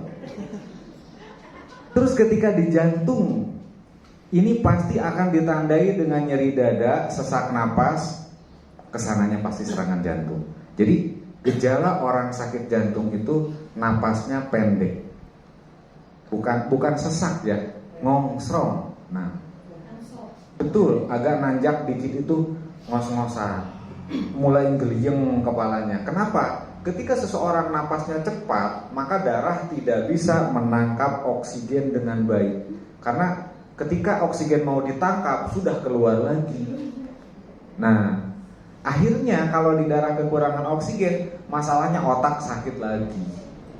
Tubuh kita pasti lemah. Jadi orang yang sehat itu nafasnya itu kalem. Nah, kalem berarti nangkap oksigennya tuh banyak, bagus. Makanya jangan marah-marah. Orang marah-marah tuh gemeteran kan? Yo, gemeter, napasnya terengah-engah ketika marah. Rugi, ngabisin energi itu. Saya kalau marah tuh enggak gitu kok, beneran. Istri saya pasti saya dapat SMS, halo sayang, sudah sarapan apa belum? Sering saya dapat dari meja makan lagi saya. Dan yang buka istri saya. Pak, ada WA, ya bukaan mah, ganggu aja orang lagi makan, dibuka lagi. Halo sayang, halo Pak Dokter, selamat pagi gitu. Sudah sarapan apa belum? Kalau belum, mampir ke rumah tak masakin. Wah, yang baca istri saya. Siapa mah? Yang nggak ada namanya. Nah terus siapa Pak? Yang nggak tahu, saya bilang ganggu orang makan. Padahal sudah tidak enak itu makanan itu Pak. Bener tak makan ya. Telepon aja mah biar tahu. Telepon sama istri saya. Jawabannya tuh enak. Halo sayang, bukan assalamualaikum Pak. Waduh, nah itu ujian. Sabar, ujian, gitu kan. Resikonya orang ganteng ya Pak. Apanya Pak? Resikonya orang ganteng. Iya, makanya saya tidak minta ganteng Pak, benar. Nah, kalau saya di situ marah, istri saya marah, bahaya kan ya? Ketika kita marah terengah-engah, rugi saya bilang. Kita menghabiskan banyak energi, kita kekurangan oksigen di otak. Pasti dari marah satu kali mungkin organ belum rusak, tapi kalau berkali-kali akhirnya organ kita di tubuh kita rusak. Ya. Terus di ginjal sering sakit pinggang, susah buang air kecil. Kalau susah buang air kecil berarti ada batu. Sakit pinggang memang semua gejala sakit ginjal adalah di pinggang sakit. Mau gagal ginjal, mau ada batu ginjal, ada pembengkakan di ginjal, atau ada kista di ginjal, pinggangnya sakit, ya. Terus kaki tangan terasa lemah, nyeri, ya hati-hati, itu bisa terjadi ada kelumpuhan. Apa yang harus dilakukan agar terhindar dari masalah kardiovaskuler, dari urusan dengan darah? Yang kita lakukan itu selalu minum NSTM. Ya. Sebetulnya kalau dipakai presentasi NSTM, ini Wonogiri sekarang sudah berjalan presentasi NSTM. Kalau di kita memang masih sulit ya untuk mengumpulkan orang banyak. Kalau orang Wonogiri, kok saya juga bingung kok bisa gitu. Ngumpulin 10, 20 orang di masyarakat kok bisa mereka gitu. Manfaat NSTM untuk darah, membersihkan dan menormalkan darah. Jadi NSTM itu membersihkan darahnya. Kenapa? Karena membersihkan dulu sistem pencernaan. Ketika pencernaannya sehat, maka darah yang dihasilkan pasti bersih, pasti sehat. Jadi produk kita ini betul-betul mengobati dari akar permasalahannya. Bukan orang tensinya tinggi nurunkan tensi. Orang kan selalu berpikir, aku minum NSTM di tensi yang tadinya sekian turun jadi sekian. Kan begitu ya? Padahal jangan mencari di situ. Anda minum 15 hari, tensi Anda tidak hanya hari ini ketika minum, tapi selamanya bagus. Kenapa? Karena NSTM akan memperbaiki sistem pencernaan, mengeluarkan endapan-endapan di dalam perut kita yang bertahun-tahun kita pakai, tidak pernah dibersihkan. Meskipun ada beberapa proses healing krisis ya, tapi tidak separah produk herbal yang lain. Healing krisis NSTM itu bahkan saya anggap tidak ada healing krisis. Pusing pun ada pusing tidak lama kok. Saya dulu di awal minum betul ada pusing. Tapi ini indikator pusing saya itu ini kolesterol saya tinggi. Jadi namanya itu ketika kita minum NSTM timbul pusing mual, itu tandanya ada sub penyakit yang tersembunyi. Nah, ketika minum NSTM penyakit itu muncul, terlihat, tetapi bukan berarti tambah parah, tetapi sedang diperbaiki, dan itu hanya 3-4 hari, ya. Nah, jadi makanan yang mengandung minyak dan lemak akan menimbulkan kolesterol tinggi, pasti ini. Tetapi ketika perut kita sehat, bagus, tetap metabolisme lemak di dalam tubuh kita akan aman. Seperti kita sebelum punya penyakit kolesterol. Karena perut kita tahu minyak dibuang ke sini, yang lemak ini dibuang ke sini. Tetapi ketika sistemnya rusak, penyaringannya rusak, akhirnya terbawa ke sana kemari. Logikanya begitu, ya. Oke, kita lanjutkan lagi. Nah, dan ini sudah ada bukti nyata, memang sudah dilakukan. Saya sendiri sudah mencoba dengan menggunakan LBA, ya. Tetapi saya tidak 20 menit. Dari mulai 15 menit, setengah jam, terus 45 menit, 1 jam. Nah, itu perubahannya apa? Jadi jari 4 ini tak cocokin semua. Apa berubahnya di situ? Ada kalanya untuk kita paham harus berkorban ya. Cuma mengorbankan jari ditusuk aja kok. Oh iya, ada perubahan di sini. Darah saya yang tadi seperti ini sekarang ada perubahan ini. Ternyata ada kecepatan sampai 1 jam. Tapi tergantung keadaan perut orangnya. Ya. Jadi kenapa kok lama? Ternyata perutnya harus dibersihkan dulu, diberesin perutnya dulu, belum ke jantungnya dulu gitu. Ada orang itu kita kasih produk 2 hari sudah bagus. Kayak kemarin saya dapat orang sakit jantung itu 2 hari minum sudah bagus, tidak berdebar, enak, napasnya enak. Tapi ada yang 1 minggu malah seperti tambah parah. Nah, di situ saya kasih semangat, makanannya kita evaluasi lagi. Oh, ternyata betul ada yang orang Jawa bilang kecekluk di makanan. Dia tidak tahu masih dimakan. Nah, setelah diperbaiki akhirnya alhamdulillah lebih baik, ya.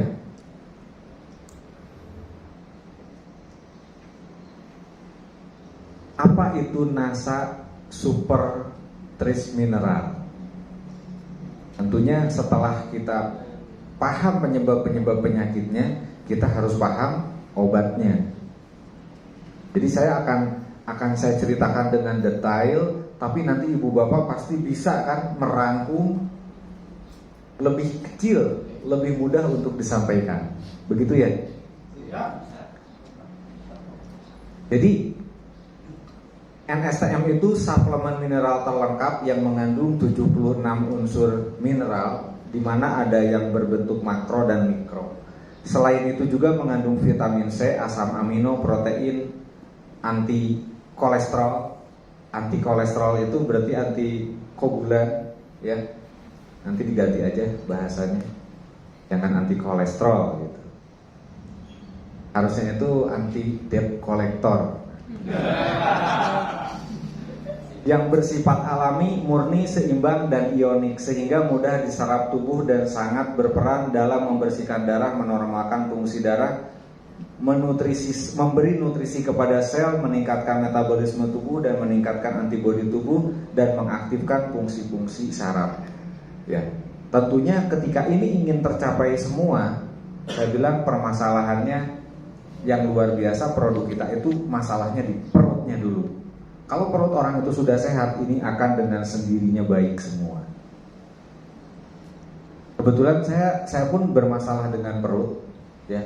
Kemarin ya, gara-garanya berangkat ke Wonogiri, sarapan agak siang, pedes, banyak ranjau makanannya.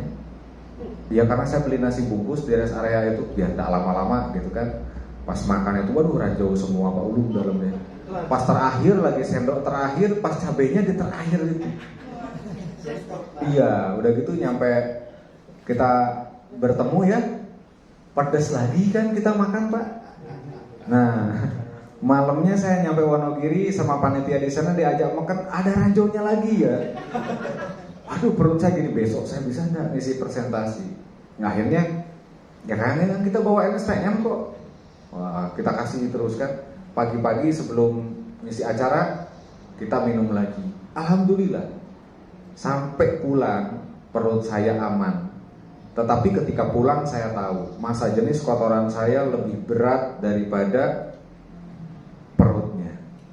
Nah, ketika buang air itu plung tak tengok tenggelam. Iya. Jadi ketika kita mau melihat perut kita sehat dan tidak, indikatornya ada pada tinja, pada feses. Makanya kalau buang air tengok. Iya Pak. Betul. Ketika kita buang air jatuh tenggelam, berarti perut kita tidak sehat tandanya. Apalagi kalau warna tinjanya kehitaman, coklat, lebih gelap warnanya ya, berarti perut kita tidak sehat itu. Nah, tapi saya minum NSTM, oh berarti ini racun-racun yang ada di dalam perut saya dikeluarkan. Karena yang bikin berat itu adalah racunnya. Nah, keesokan harinya saya minum lagi NSTM-nya terus sehari. Jadi saya tidak menghitung harinya sehari harus berapa kali sudah. Kadang kita dengan beliaunya makan rendang aja dikecerotin NSTM kok. Makan gulai kasih NSTM dulu. Rasanya tambah sedep, tambah asin, iya. Tapi tambah sedep Pak. Dan alhamdulillah kolesterolnya bagus. Jadi ketika buang air kita warnanya kuning, keemasan dan mengambang. Tandanya perut kita sehat. Oh, dikeringkan jadi mas batangan. Betul.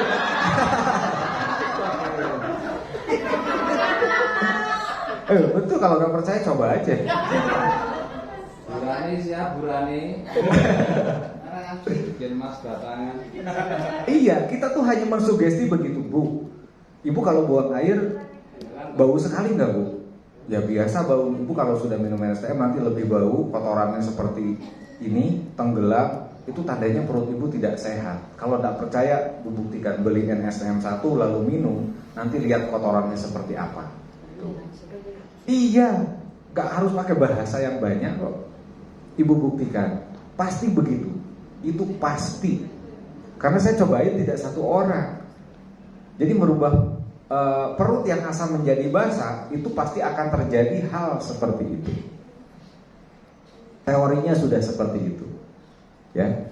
Cuma jangan aneh, ada pasiennya tiba-tiba, "Pak, aku sudah minum kok, buang air ini biasanya setiap hari." Ini enggak. Itu tandanya di perut jenengan sedang dilepaskan flek-flek yang nempel di dinding usus dan lambung. Lanjutkan minumnya. Nanti ketika buang air bau sekali. Itu betul. Tidak seperti biasanya. Anak saya kan saya kasih yang kecil tuh. Nah, kemarin ibunya ya, "Aduh dek, kamu buang air kok bau sekali," katanya. Saya ketawa-ketawa aja sambil ngumpet. Padahal anak saya seharian kan ikut saya. Jadi minumnya saya kasih. Gara-gara kemarin saya tinggal ke Wonogiri, tidak pulang kan 3 hari. Akhirnya kemarin saya ke pasien, nemuin dosen-dosen ITN, dia harus ikut, aku harus ikut. Karena papa ninggalin aku, tidurnya di hotel. Kalau pergi itu jangan tidur di hotel, di mobil Pak. Ya ayo ikut. Nah, minumannya saya kasih NSTM. Jadi pas sore nyampe rumah buang air dia. Oh, istri saya, "Pak, dikasih makan apa anaknya kok bau sekali," katanya. Buang air, tanyain anaknya, "Enggak kok, ada enggak makan apa-apa, ada biasa aja makan buah tadi." Padahal saya kasih NSTM. Memang begitu. Jadi yang lama di dalam perut dan udah busuk itu yang berbahaya, yang menjadikan darah kita tidak sehat ya. Dan NSTM itu berperan penting di situ. Baik, kita lanjutkan ya. Dan ini udah jelas ya, sangat baik untuk kecantikan. Ketika darah kita sehat, bagus darahnya pasti betul. Orang keluar jerawat gara-gara apa? Bahasanya darah kotor. Tuh, berarti darahnya kotor. Berarti dengan NSTM bisa, sangat bisa. Karena yang dibersihkan bukan darahnya saja, tapi penghasil darahnya yang dibersihkan. Apa saja yang bisa dibantu oleh NSTM? Tuh ini, alergi, ambeien, anemia, untuk gangguan otak, gondok ginjal. Iya, saya bilang kalau perut orang sehat, pasti tidak ada penyakit ini semua. Kayak kita sakit-sakit lutut apa. Saya kemarin tuh berdiri lama, lutut sudah mulai sering sakit. Nah, terus saya konsumsi di NSTM itu ada kalsiumnya, ada seleniumnya, ada zat besinya, Fe-nya ada zinc. Karena ternyata sendi kita itu selain perlu kalsium, perlu zinc, perlu yang membentuk vitamin E. Nah, tetapi jangan sulapan, pengen minum sekali langsung sembuh. Makanya kita arahkan, saya selalu mengarahkan tuh minimal tuh 45 hari konsumsi itu. Ya. Habis 3 botol gitu loh sendirian. Kan jenengan juga lumayan. 300.000 kan ya. 45 hari 300.000. Kalau ada 20 orang 6 juta. Ya, bagi 45 hari masih gajian lumayan kecil gitu. Kalau ada 200 orang nggak ribet kok. Nah, terus selain manfaat di atas ini tadi, membantu sel memperbaiki diri sendiri. Pasti. Karena sel itu makan dari yang dibawa oleh darah dari perut, yang jadi darah dari perut kita itu. Karena sel darah merah itu terbentuk dari apa yang kita makan. Tetapi ketika kita makan perutnya tidak sehat, pasti tidak akan membentuk sel darah merah yang sehat. Teorinya mudah ke situ, ya. Terus membantu tubuh menyerap vitamin dan nutrisi, ya, dimana untuk membentuk vitamin pada tubuh kita diperlukan yang namanya mineral. Tidak akan pernah jadi yang namanya vitamin kalau ketika kekurangan mineral. Nah, NSTM akan membantu pembentukan itu semua. Membantu memaksimalkan proses metabolisme, membantu mengaktifkan saraf. Iya, kalau darah orang itu tidak sehat, saraf pun tidak akan bekerja dengan baik. Karena hormon itu bagian daripada darah. Darah itu adalah, apa tadi sudah ada kan? Darah adalah cairan di dalam tubuh yang terdiri dari sel darah putih, sel darah merah, dan plasma darah. Plasma darah itu hormon itu. Kita bisa bergerak seperti ini dengan saraf kita karena adanya hormon. Kalau tidak ada hormon, sarafnya tidak mau bekerja. Ya, ketika libido seseorang naik, hormonnya naik, kan naik semua ya Pak? Iya kan? Nah itu contoh secara real di laki-laki, di perempuan juga sama, cuma tidak terlihat. Pada dasarnya sama kok, punya 2 indung telur, sama-sama punya klitoris, hanya beda ukuran dan tempat indung telurnya berbeda gitu. Yang perempuan di dalam, yang laki-laki kantong Doraemonnya kelihatan. Itu saja yang membedakan. Sama, cara bekerjanya sama. Ya. Oke, kita lanjutkan. Ini membantu sel memperbaiki diri. Seperti apa membantunya? Tubuh manusia setiap 8 bulan sekali, ya, itu ada 7 juta sel yang memperbaiki dirinya sendiri. Sekitar itu berarti tidak pasti, ya. Karena ada sel yang rusak, ada sel yang mati, berarti harus ada revitalisasi sel. Termasuk di kaki kita ini. Ya, ada yang menghancurkan tulang, ada yang membentuk tulang baru. Ada yang menghancurkan sumsum tulang dan ada yang membentuk sumsum tulang yang baru. Itu saya susah mengubah bahasa kedokterannya di situ. Jadi pakai bahasa biasa aja ya, bahasa sehari-hari aja. Jadi tubuh kita itu setiap hari ada yang menghancurkan, ada yang membuat baru. Kalau tidak begitu, kita itu tua, belum lama langsung tua. Jadi tubuh kita tuh yang tadi dibilang sistem homeostatis, otomatis semua berputar dengan alurnya. Kalau tulang ini tidak direvitalisasi, ini tidak bisa lentur. Cuma yang dihancurkan tulang ini katakan 100, yang membentuk hanya 50. Kenapa? Karena asupan makanannya tidak mendukung untuk membentuk tulang yang baru 100%. Nah, masalahnya ada di situ. Jadi, kenapa kita perlu NSTM? Agar pembentukan tulang baru itu lebih maksimal, minimal 80% gitu yang terbentuk. Kenapa tambah tua yang tadinya larinya kenceng jadi pelan? Meskipun itu sudah dinas ya. Dalam Al-Quran betul itu sudah dinas. Semua orang akan mengalami kelemahan. Man yuraddu ila ardalil umuri, akan dikembalikan ke umur yang lemah. Jadi itu sistem di dalam tubuh ada yang namanya homeostasis, otomatis metabolisme. Ada yang hancur, ada yang membuat, tetapi dibuat tidak berimbang memang sama Allah. Kan dalilnya itu wallahu khalaqakum wa ma yatawaffakum wa minkum man yuraddu ila ardalil umuri. Wallahu, sesungguhnya Allah, khalaqakum, di antara menciptakan kalian, wa minkum, di antara kalian, man yuraddu, akan dikembalikan ila ardalil umuri, ke umur yang lemah, likayila ya ba'da ilmin syai'an, setelah mereka mengerti sedikit ilmu. Wallahu ala kulli syai'in qadir, sesungguhnya Allah. Nah, jadi itu sudah pasti. Itu siklusnya seperti itu. Jadi bagaimana caranya? Betul, Allah sudah nas begitu, tapi kata Allah tidak semuanya aku kembalikan. Jadi bagi orang-orang yang mau menjaga kesehatannya, bagi orang-orang yang mau menjaga pola pikir, itu tidak akan dibuat lemah lagi, tidak pikun, ya. Kan sering kita melihat ya, ada orang 200 tahun usianya tapi masih gagah, kok masih kuat. Nah, berarti contoh tidak semua. Yang akan masih mudah dipikunkan tuh kata Allah pertama orang pelit. Makanya bonusnya 25%. Kata beliaunya pakai membangun jaringan. Itu orang tidak pelit. Jadi kalau tidak mau mengeluarkan 25% dari bonusnya, pikun loh nanti.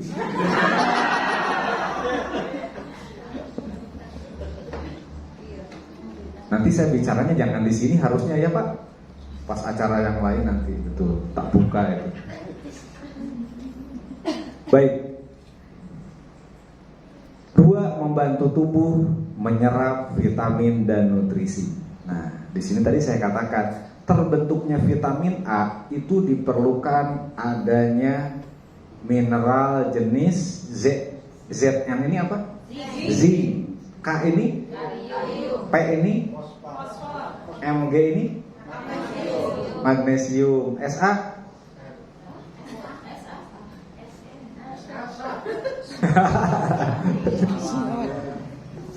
Selenium. Makanya ini pelajari ya. Selenium ini luar biasa fungsinya. Seperti ini kalium. Kalium itu salah satu mineral yang dapat mengikat racun. Kenapa ketika betadin dimasukkan ke dalam air, terus kita kasih NSTM, betadinnya langsung hilang warnanya, malah lebih bening kan? Karena adanya kalium. Nah, di dalam buah-buahan kalium itu ada di air kelapa. Kalau di tanaman obat itu ada di yang ada di dalam NSTM apalagi ayo? Nah, bidara itu memiliki kemampuan menetralkan racun. Lemon itu lebih ke unsur lemak. Ya, meskipun vitamin C betul itu membantu. Tapi kalau kalium itu tidak betul-betul bisa menetralkan racun. Maka sering orang mengatakan air kelapa itu menetralkan racun. Selain di kelapa ada lagi di apa? Makanan yang disunahkan kurma. Kurma itu kaliumnya. Iya. Nah, kalau kita beli kurma kan jauhnya ke Arab Saudi, ke Mesir, ke sana gitu. Yang dekat ada di Jogja banyak NSTM. Terus pembentukan vitamin D, kita perlu kalsium, magnesium, natrium. Seu apa ini? Kalau beliaunya paham, beliaunya yang punya kok. Terus untuk vitamin E perlu natrium, besi, zat besi. Ini nanti belum lagi, nanti makan di sana. Mangan aja belum waktunya. Nanti di warung apa namanya? Pohon sana kalau mangan. Terus vitamin B1. Nah, ini semua ternyata ada di dalam NSTM. Jadi ketika kita ingin memenuhi kebutuhan vitamin di dalam tubuh, makannya food combine, minumnya NSTM. Apapun makanannya, minumnya NSTM. Nah, begitu. Bukan total sastra. Vitamin, nutrisi, obat kimia, mau herbal akan terserap secara maksimal jika tercukupi kebutuhan mineralnya. Betul, kita minum obat herbal apapun, kalau mineralnya tidak cukup, ya tidak akan maksimal hasilnya ya. Jadi karena tubuh manusia itu perlu seimbang. Jadi apakah NSTM itu obat atau suplemen? Keduanya. Yang namanya suplemen itu menambah apa yang kurang ya, kan begitu, dan akan mengikat yang berlebih untuk dikeluarkan. Kalau obat memberikan terapi, memperbaiki organnya. Nah, jadi seperti itu. Berikan nutrisi yang memadai kepada tubuh Anda, dan Anda biarkan tubuh Anda menjadi dokternya sendiri. Betul, tadi saya katakan tubuh manusia itu terbentuk dari yang alami, dan di tubuh manusia itu sudah ada obatnya, yaitu sistem kekebalan tubuh yang menjaga tubuh kita, sistem sel. Berarti berikanlah makanan dan minuman yang dapat menyehatkan sistem sel. Lah kita ingin sehat, yang dimakan tiap hari bakso. Nah, bukan tidak boleh, monggo, tapi jangan sering. Iya. Nah, kalau saya bilang tidak boleh makan bakso, ya kasihan lah yang orang jualan bakso kan ya. Tidak boleh makan kerupuk, kok pabrik kerupuk bangkrut semua nanti. Boleh, tapi tidak boleh sering. Sebulan 2 kali makan bakso. Kalau kita lah makan bakso kayak minum obat 3 kali sehari. Iya, masa leader NASA makannya bakso? Berarti habis. Jadi filosofi NSTM itu luar biasa, betul. Jadi biarkan tubuh kita ini memperbaiki dengan sendirinya. Caranya apa? Tiap hari minum NSTM, mereka akan menjadi dokter sendiri, memperbaiki tubuh kita dengan sendirinya. Membantu tubuh menyerap vitamin dan nutrisi tadi sudah kita bahas ini, tapi ini lebih ke hasil penelitiannya, ya. Ini rumusnya seperti ini memang. Ruwet ya. Ya, saya sendiri tidak mau menerangkan ini, ruwet lama bisa sehari menerangkan ini. Karena ini berhubungan ke sini, tapi ini pun bolak-balik kalsium dengan magnesium saling berhubungan. Magnesium ini tidak akan terbentuk kalau kalsiumnya tidak ada. Kalsium juga tidak akan kuat kalau tidak ada magnesium. Kalsium dengan magnesium apa bedanya? Kalau magnesium itu kategori zat besi, kalsium kapur. Nah, itu yang berbeda. Keduanya ini kalau bertemu, besi sama kapur, kuat betonnya, Bu. Ya. Iya, cagaknya rumah itu kuat loh. Kalau semen ketemu sama besi, ya pasirnya kan ada yang lainnya. Nah, seperti itu rumusnya, ya. Membantu memaksimalkan proses metabolisme, pasti. Ya, sebetulnya tadi sudah terbahas ini semua. Kayak zinc, kalium, fluorin, besi, kalsium, sulfur, itu memperbaiki kelenjar prostat. Jadi kalau seandainya kurang salah satu dari ini, laki-laki kekurangan kalium katakan ya, itu bisa terjadi penebalan dinding prostat. Kalau dinding prostatnya menebal, Pak, hati-hati, Pak, nggak bisa siap gerak. Bener. Iya. Ada penebalan dinding prostat itu bisa ejakulasi, Pak, edi beneran. Edi ejakulasi dulu. Terus lebih parah impoten sudah. Iya, kenapa? Karena laki-laki itu punya prostat, perempuan punya rahim. Di perempuan tidak ada prostat. Seperti kemarin ada yang konsultasi, Pak, ada seorang perempuan prostatnya sakit, saya jadi tertawa sambil garuk-garuk. Ini salah paling ya konsultasi itu. Iya, karena perbedaan laki-laki dan perempuan adalah laki-laki punya prostat, perempuan punya rahim. Itu yang membedakan. Nah, ada dulu ya sebentar ya. Nah, kita masih ada 15 menit ya.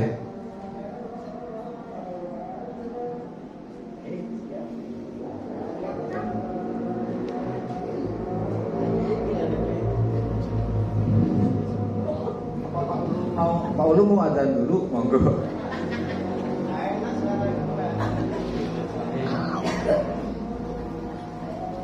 Mantap teman-teman. Luar biasa. Nanti kalau NGO KDI pasukan ada. Siap, mantap. Mantap. Alhamdulillah pasukan ada semakin semangat. Amin. Monggo. Amin. Masalah rokok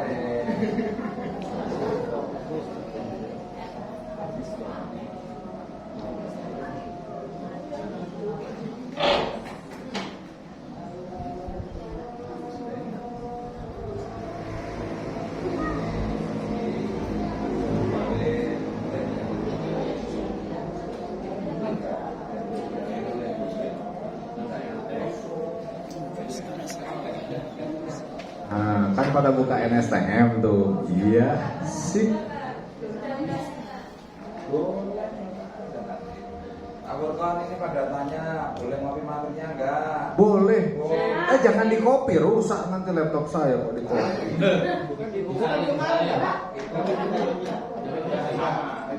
Boleh, silakan. Ini ada tambahan. Enggak apa-apa, nanti di copy aja. Boleh, silakan. Bebas kalau saya. Ya.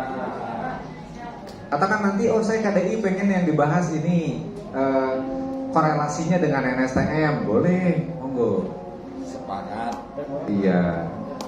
Kalau saya kopi boleh, ada Mas Magdis tukang kopi. Yang mau ngopi, mumpung masih Abang, silahkan dikumpulkan. Yang kelas DC dikai jeneng lho. Kelas DC padha kabeh lho iki.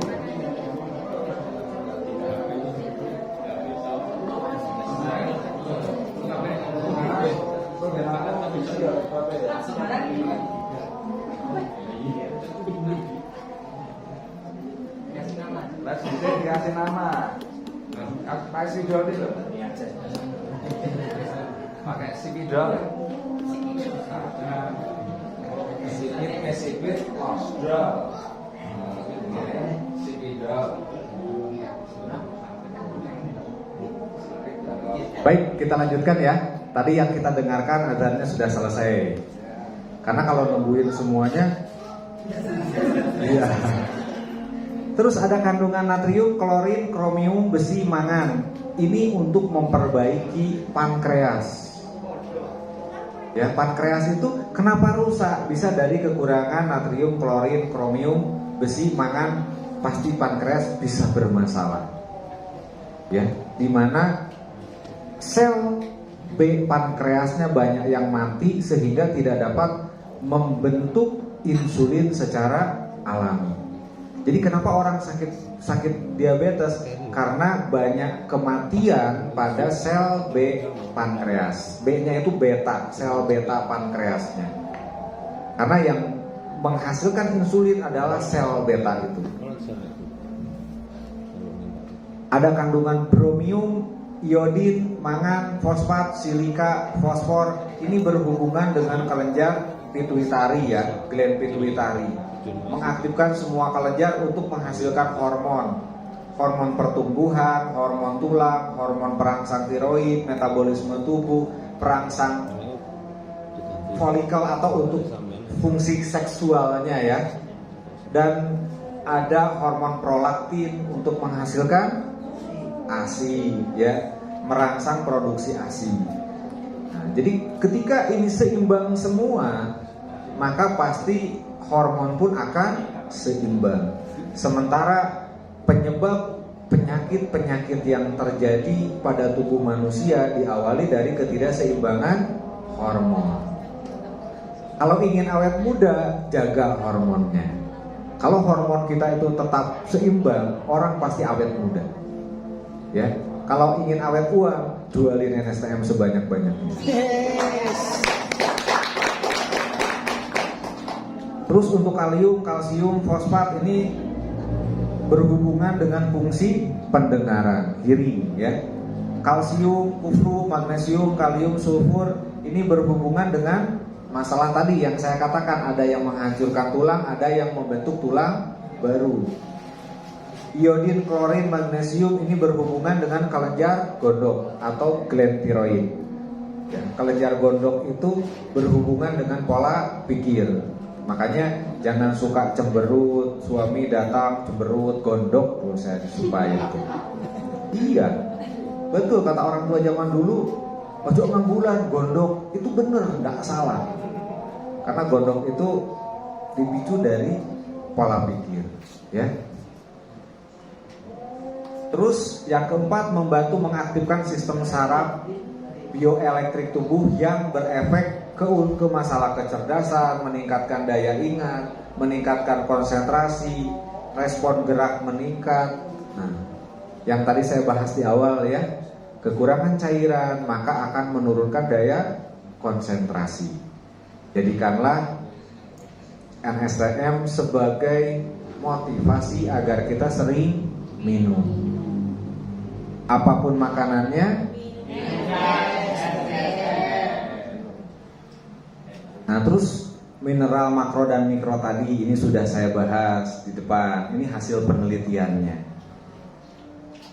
Tinggal difoto saja. Nah, tetapi di dalam NSTM itu ada tambahan yang namanya daun bidara. Yang tadi itu, ya, di dalam daun bidara ini tanaman yang dikenal sebagai Chinese apple atau Indian plum. Jadi disebut apel Cina karena buahnya seperti apel tapi kecil-kecil. Daun bidara ini, di mana bidara mengandung zat jejifus namanya mumularia yang bersifat pahit dan dingin. Fungsinya dapat menyembuhkan batuk, sakit empedu, sakit kepala. Bagian kulit kayu bidara dapat menyembuhkan bisul, baik untuk pengobatan disentri, diare. Daun bidara berkhasiat sebagai antipiretik atau penurun demam, mengurangi obesitas tuh. Dan gemuk-gemuk kalau sering minum NSTM nanti turun berat badannya. Perutnya saja yang kecil. Nah kalau wajahnya ikut kecil kan lucu. Jadi yang kecil itu cuma perut, paha, sama lengan, ya. Terus buah bidaranya juga bersifat mendinginkan, dapat mengobati sensasi terbakar dan nyeri atau penyakit muntah. Bisa juga untuk mengobati penyakit TBC dan darah. Dan penyakit biji daunnya bidara dapat menyembuhkan penyakit mata dan juga bermanfaat untuk mengurangi keputihan. Tercatat bahwa pengobatan tradisional Catig Grass di India yang menggunakan buah bidara untuk mengobati demam biasa. Jadi ada yang pengobatan mata dari India. Salah satunya yang mereka pakai itu adalah bidara, ya. Makanya di situ bidara itu ada beberapa jenis, ada bidara laut, ada bidara upas, ada bidara Cina. Nah, ini adalah yang di dalam NSTM kategori bidara Cina. Nah, berbeda ya. Nah, terus yang lainnya, ini tabib-tabib sudah banyak yang menggunakan di daerah Bastar di Cina itu menggunakan daun bidara segar dan kering serta bubuk kulit kayu untuk pengobatan luka.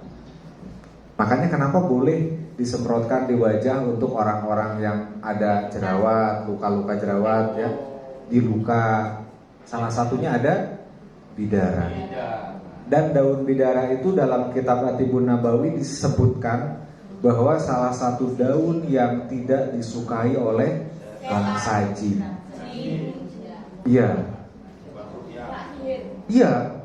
Betul, kakak saya itu ada namanya jin. Ya. Tak bawa pohon bidara yang besar pagi ini kan lari kok. Ya bidara kan pohonnya besar, bisa naik sampai 5 meter pohon bidara itu. Jadi daun bidara itu luar biasa. Di dalam kitab Atibun Nabawi disebutkan bangsa jin itu tidak menyukai daun bidara. Jadi apakah NSTM bisa dipakai meruqyah? Kenapa enggak? Ketika kita punya teman Pak Ustadz yang suka ngobatin meruqyah Pak Ustadz, selain pakai air putih, itu akan sangat lebih baik ditambahin tetesin NSTM tuh. Pak Ustadznya kan sampai jualan NSTM nanti. Kan kita berbagi manfaat kebaikan ya. Iya, kita kasih tahu ada bidaranya, daripada jenengan nyari-nyari daun bidara sulit, ada yang udah jadi kok. Begitu ya? Alhamdulillah. Dan sebetulnya ini sudah terbahas semua, ya, semuanya sudah terbahas. Kayak ini tadi contoh penggunaan NSTM berbagai sebagai booster, karena memang untuk obat-obat yang lainnya, ketika kita minum NSTM didorong oleh air yang sudah dicampur NSTM, mau obat kimia, mau obat herbal, mau berbentuk jamu seduh, mau godokan, itu akan menjadi lebih meningkat khasiatnya. Kenapa? Karena sifat NSTM lebih mudah, mineral, dan mineral itu ada di dalam air ya, dimana kita butuh air, lebih mudah dibawanya ke seluruh tubuh. Apakah ketika kita minum obat kimia sambil didorong air NSTM boleh? Sangat boleh. Jadi enak. Saya masih minum obat dokter, enggak apa-apa kok sambil minum obat dokter, karena NSTM bisa dicampurkan di galon air nanti kalau jenengan mau minum. Terus apakah air NSTM yang sudah dikasih NSTM terus direbus berubah? Tidak, tidak. Mineral itu tidak berubah selama alat yang digunakannya bersih. Untuk memanaskannya bersih, ya. Ya apa-apa, silakan. Siapa yang membutuhkan NASA Super Tris Mineral? Semua orang butuh. Dari mulai masih di dalam kandungan sampai lahir, sampai besar, sampai nenek-nenek boleh.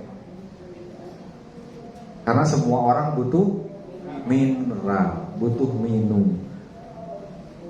Orang berpikir gini ya, masa boleh bayi lah? Yang diminum bayi apa? Air ya. Asinya ada mineralnya nggak? Ada. Katakan biarkan saja ibunya minum NSTM, nanti hasil asinya untuk bayinya sehat, lebih sehat kan? Ya.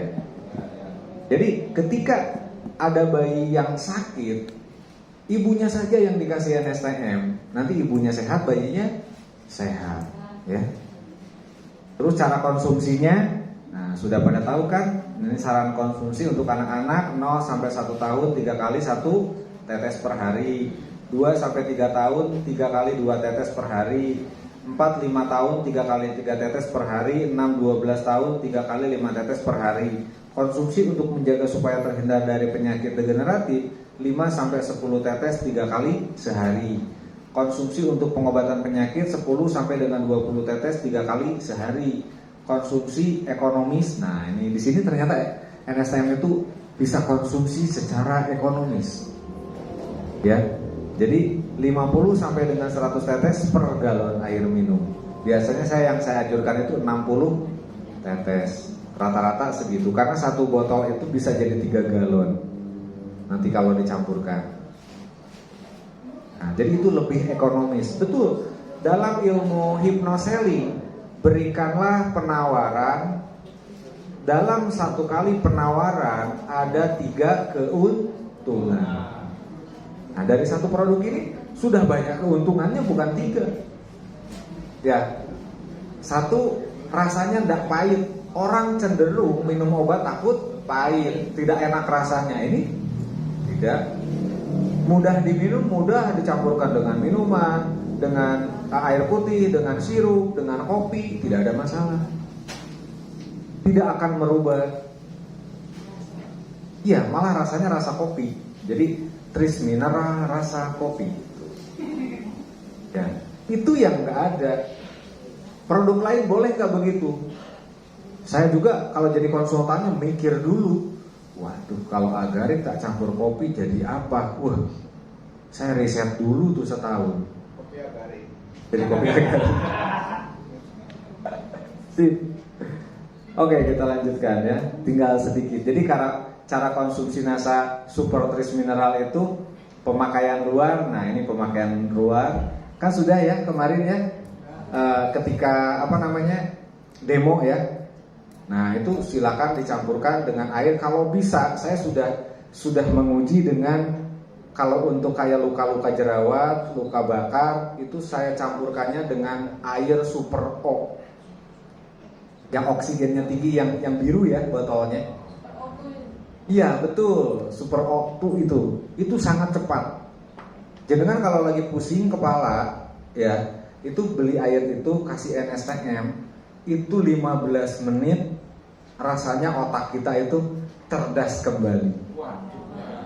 Betul. Saya kalau udah terasa capek, pasti saya cari air itu. Ketika ngisi seminar dari pagi, biasanya kan saya dari jam 8 sampai jam 12, nanti jam 1 sampai mau maghrib. Kalau di grup luar ya, kayak kemarin di Wonogiri itu saya ngisi acara segitu, waktu dan sendirian. Kadang-kadang kan otak ini blank, kekurangan cairan, itu saya siapkan itu. Itu fresh lagi, enak lagi. Nah, jadi caranya begitu untuk luka, untuk jerawat itu dengan air oksigen gitu ya. Terima kasih. Malah habis. Insya Allah